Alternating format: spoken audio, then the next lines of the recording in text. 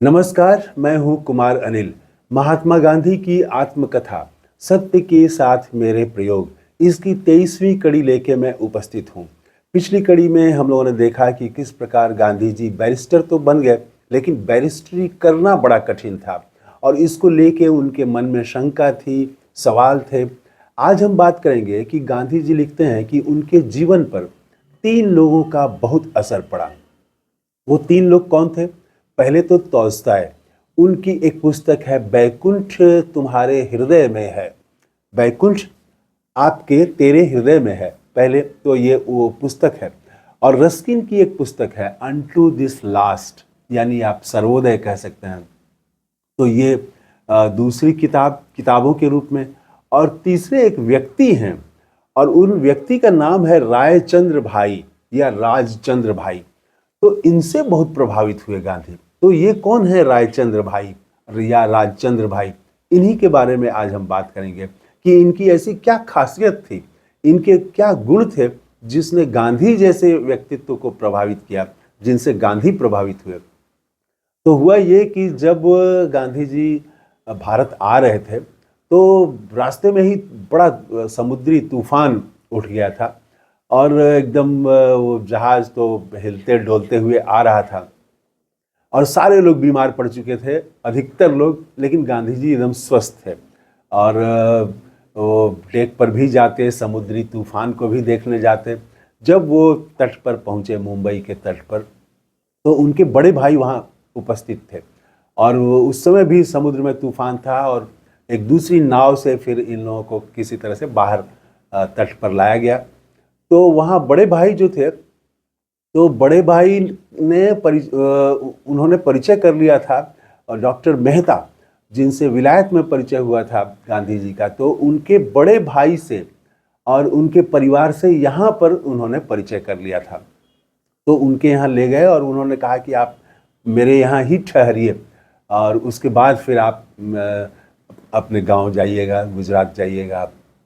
तो उनकी माँ का भी, गांधी की माँ का भी देहांत हो चुका है, लेकिन उनको इसके बारे में जानकारी उनके बड़े भाई ने अब तक नहीं दी है। तो खैर डॉक्टर मेहता के यहाँ गए। डॉक्टर मेहता ने अपने परिवार वालों से परिचय कराया। तो उसमें जो है वो उनके परिवार के लोग, कई लोग थे वहाँ पर, लेकिन जो सबसे बड़े जिनसे प्रभावित हुए गांधी जी, वो थे कवि रायचंद्र, और या उनका नाम राजचंद्र भी था। तो वो डॉक्टर मेहता के बड़े भाई के जामाता थे, मतलब दामाद थे वो। तो ये इनकी उम्र ज़्यादा नहीं थी, सिर्फ 25 साल थी। तो गांधी जी के उम्र से थोड़ी ही ज़्यादा आप कह सकते हैं कि उम्र लिया, लगभग बराबर उम्र थी दोनों की। तो इनसे बहुत प्रभावित हुए। इनकी क्या खासियत थी? एक तो इनकी याददाश्त बहुत ज़बरदस्त थी और आप कुछ भी बात बोलिए उसको कविता में, आपके शब्दों को वो कविता में ढाल देते थे। तो ये गुण तुरंत देखा गांधी जी ने कि आपने इन बहुत कठिन शब्दों का प्रयोग करते हुए कठिन शब्द इन्होंने बोले और उसको उन्होंने कविता में तुरंत ढाल दिया और क्रम में ढाल दिया। तो ये मतलब ज्ञान था उनको। लेकिन रायचंद्र जी का जो असली गुण था वो तो अब है, वो है कि वो बहुत चरित्रवान थे और शास्त्रों का ज्ञान था। तो उनके चरित्र का आप देखिए कि वो कैसा चरित्र था उनका। अद्भुत चरित्र है रायचंद्र जी का, जिनसे गांधी जी प्रभावित हुए। तो वो रायचंद्र जी जो थे, वो गद्दी पर बैठते थे और हीरे मोती की परख करते थे। लाखों का व्यापार था उनका। लेकिन उनकी गद्दी पर और कुछ हो या न हो, धर्म की पुस्तक जरूर रहती थी। और खासियत ये थी कि वो मतलब आधे घंटे तक मान लीजिए कि वो व्यापार की समस्या सुलझा रहे हैं, लाखों का व्यापार कर रहे हैं, और वो जैसे ही वो बात खत्म हुई, व्यापार की बात खत्म हुई, वो उसके बाद से वो तुरंत धर्म की चर्चा शुरू कर देते थे। और वो कहते थे कि हर काम में, उनका सूत्र वाक्य जो था वो था ये कि हर काम में हरि के दर्शन कर सकूं तभी जीवन सफल होगा। ये एक लाइन जो था, इसी को वो दोहराते थे कि कोई भी काम आप करें, आप बिजनेस करें, नौकरी करें, आप सफ़र में जा रहे हो, आप कुछ भी कर रहे हो, आप खेती कर रहे हो, तो कोई भी काम करते हुए हरि दर्शन हम कर लें, तभी हमारा जीवन सफल है। तो ये एक बड़ी बात है। जैसे सन्यास की बात जो कहते हैं, तो आमतौर से हमारे यहाँ हिंदू धर्म में जो सन्यास की बात है, वो उसका मतलब है गृह त्याग करना, कि आप घर त्याग करके जंगल में चले जाएं, कहीं और चले जाएं, तो सन्यास आपका हो गया। तो आप संसार से अलग हो जाएं। संसार तो इसी को कहते हैं ना, कि आप जो रोजी रोटी के लिए जो कुछ भी कर रहे हैं, जो आपकी रिश्तेदारी है, संबंध है, जो दुनिया है, आपका दुनिया से जो रिलेशन है, यही संसार है। तो संसार से अलग हो जाएं, सन्यास का मतलब ये है कि अलग होके आप जो है वो अलग दुनिया में आप चले जाएं, किसी मठ में, किसी मंदिर में, जंगल में आप चले जाएं, तो सन्यास। वो जो थे रायचंद्र जी, वो कहते हैं कि आप कोई भी काम करें, कोई भी काम करते हुए हरि दर्शन कर सकूं, तो जीवन सफल होगा। ये देखिए बहुत बड़ी बात है, कि इसका मतलब ये है कि आप जब लाखों का व्यापार कर रहे हैं और उसके बाद तुरंत आप उसमें भी आप हरि दर्शन के भाव से आप कर रहे हैं, और वहां भी आप वो संन्यास भाव ही है, तो कहने का मतलब ये है कि वो जो लाखों का व्यापार है आपका, वो आपके चित्त पर भारी नहीं है।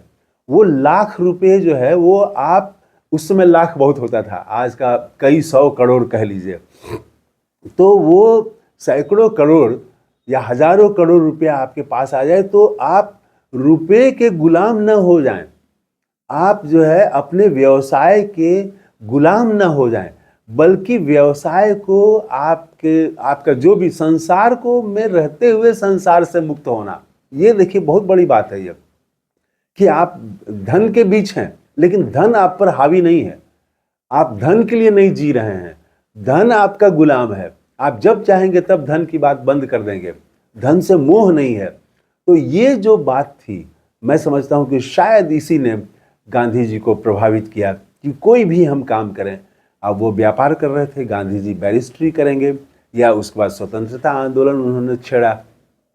तो ये कोई भी आप काम करें तो उसमें एक आसक्ति नहीं हो, उससे कोई मोह नहीं हो आपका, बल्कि आप एक उससे मोह मुक्त हो करके बिना किसी आसक्ति के जब वो काम करें, तो यही हरि दर्शन की बात है। तो वो उसमें आप हरि को,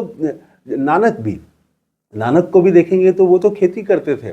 वो जब अपनी उन्होंने उदासियां समाप्त की, उसके बाद जब भी वो यात्रा से लौट के आते थे तो खेती करने लगते थे। तो वो खेती करते हुए भी वो वही, तो भाई भगवान और सत्य वही, वो उनको देखना है। तो संसार में रहते हुए संसार से मुक्त होना, शायद ये रायचंद्र जी की जो खूबी थी, वो गांधी जी को उससे प्रभावित हुए। तो आपको कैसा लगता है, क्यों प्रभावित हुए गांधी जी कवि रायचंद्र जी से? तो इस वीडियो में इतना ही। अगले वीडियो में फिर हम उस आत्मकथा की कुछ नई बातें लेके आपके सामने आएंगे।